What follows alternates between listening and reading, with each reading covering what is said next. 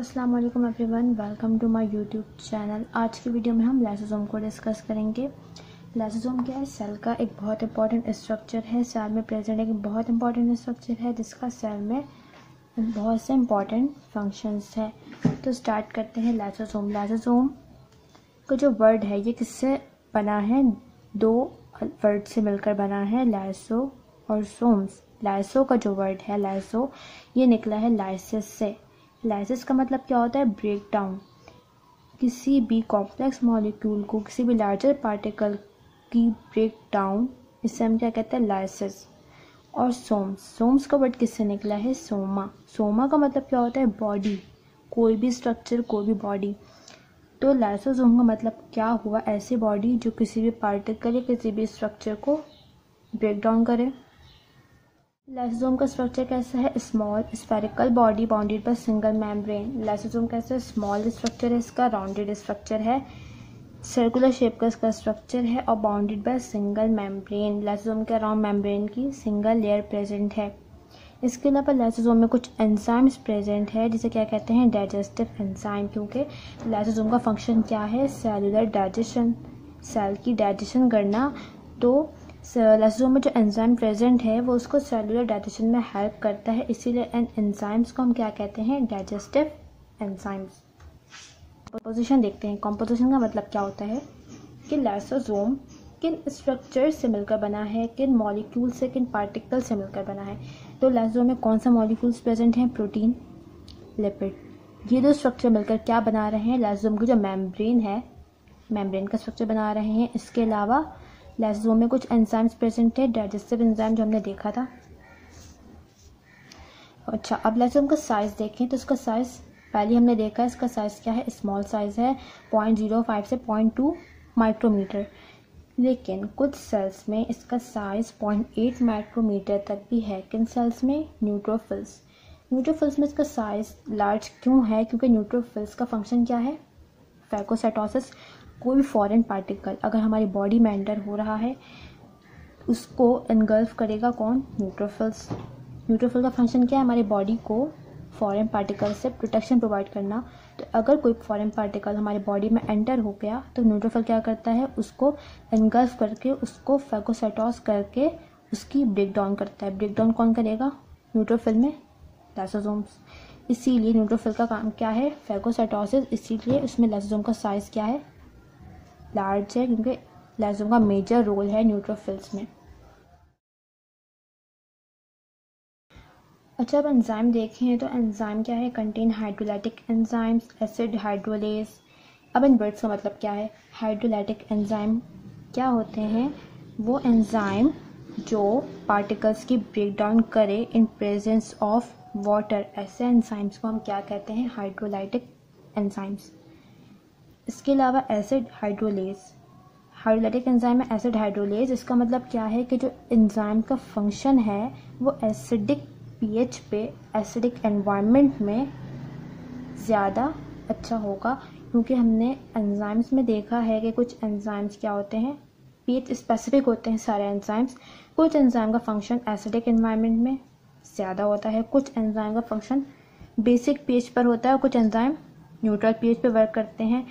तो लाइसोसोम्स में जो एंजाइम प्रेजेंट है इसका फंक्शन मैक्सिमम कब होगा? जब इन्वायरमेंट कैसा हो? एसिडिक।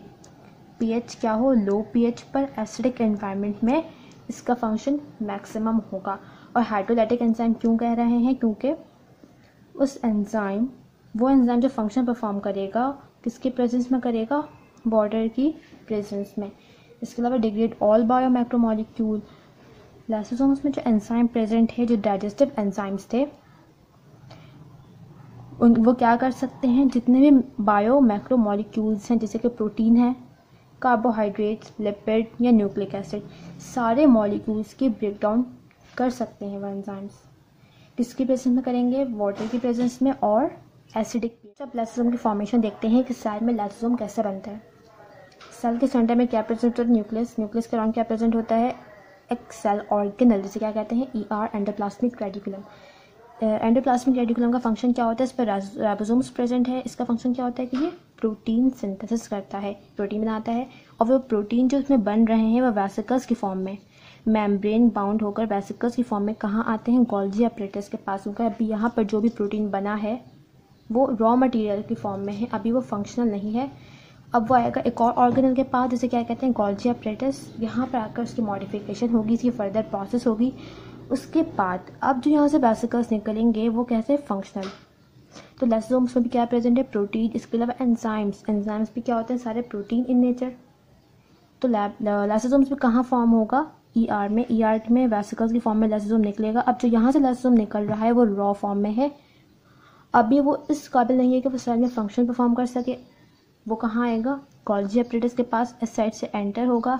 यहाँ पर इसकी सारी मॉडिफिकेशंस होगी, इसके फर्दर प्रोसेस होंगे। उसके बाद दूसरे साइड से ये वेसिकल्स की फॉर्म में निकलेगा। अब तो यहाँ से लाइसोसोम्स निकल रहे हैं, वो कैसे हैं, फंक्शनल।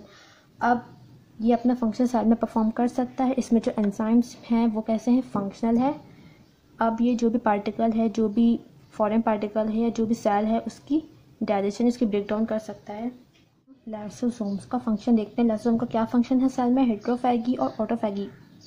हेट्रोफैगी का मतलब क्या है, degrade material taken into this cell. कोई भी मटेरियल अगर सेल के अंदर आया है एंडोसाइटोसिस के थ्रू, तो उसको डिग्रेड कौन करेगा, लाइसोसोम्स। इसको क्या कहेंगे हम, हेट्रोफैगी। इसके अलावा ऑटोफैगी, इसका एक और फंक्शन है जिसमें क्या होता है, सेल की जो ओल्ड या वर्न आउट ऑर्गेनल्स हैं उनकी डिग्रेडेशन होती है, वो ब्रेक डाउन होते हैं। इस प्रोसेस को हम क्या कहते हैं, ऑटोफैगी। इसको हम डायग्राम से समझते हैं। हेट्रोफैगी का मतलब क्या है, कोई भी पार्टिकल सेल के अंदर आया, ये क्या है, अमीबा का एक स्ट्रक्चर है। यहाँ पे फूड पार्टिकल्स हैं, बाहर कुछ फूड पार्टिकल्स प्रेजेंट है। और ये जो ब्लैक स्ट्रक्चर है ये क्या है, लाइसोसोम, सेल के अंदर प्रेजेंट है।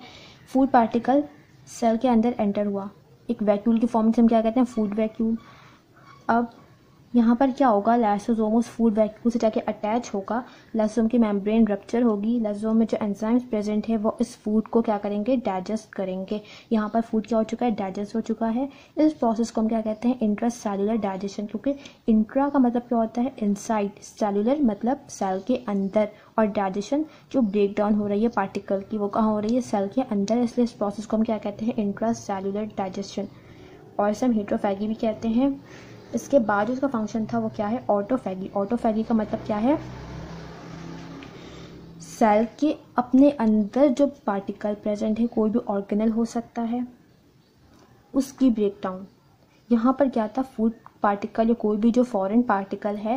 ह्यूमन में इसकी एग्जांपल कैसे है, जो हमने न्यूट्रोफिल की बात की थी कि कोई भी फॉरेन पार्टिकल सेल में हमारी बॉडी में एंटर हो रहा है तो WBCs या जो न्यूट्रोफिल्स थे वो उसे क्या कर रहे हैं, फैगोसाइटोस कर रहे हैं, इस तरह से ही। और फिर क्या हो रहा है, लाइसोसोम उससे अटैच होगा और उस पार्टिकल को ब्रेक डाउन कर देगा। अब वो पार्टिकल हमारे लिए हार्मफुल नहीं है। लेकिन ऑटोफैगी में क्या है, बाहर से कोई पार्टिकल नहीं आ रहा, बल्कि सेल के अंदर जो पार्टिकल या कोई भी ऑर्गेनल प्रेजेंट है, अब वो क्या हो रहा है, ओल्ड हो चुका है या नॉन फंक्शनल है या उसका स्ट्रक्चर ख़राब हो गया है, कोई भी ऐसा प्रॉब्लम है, तो क्या होगा, इस ऑर्गेनल के अराउंड, कोई भी ओल्ड या वर्न आउट ऑर्गेनल है उसके अराउंड पहले एक मेम्ब्रेन बनेगी। अब इस जो वैक्यूल बना है, जो मेम्ब्रेन बॉडी स्ट्रक्चर बना है, इसे हम क्या कहेंगे, ऑटोफैगोसोम। अब इसकी क्या होगी, अब इससे लाइसोसोम अटैच होगा। उसके बाद इसकी क्या हो जाएगी, डाइजेशन हो जाएगी, इसकी ब्रेक डाउन हो जाएगी और ये पार्टिकल ख़त्म हो जाएगा। इसके जो बकिया पार्टिकल है सेल में, इसको यूज़ कर लेगा सेल दूसरे स्ट्रक्चर्स बनाने के लिए।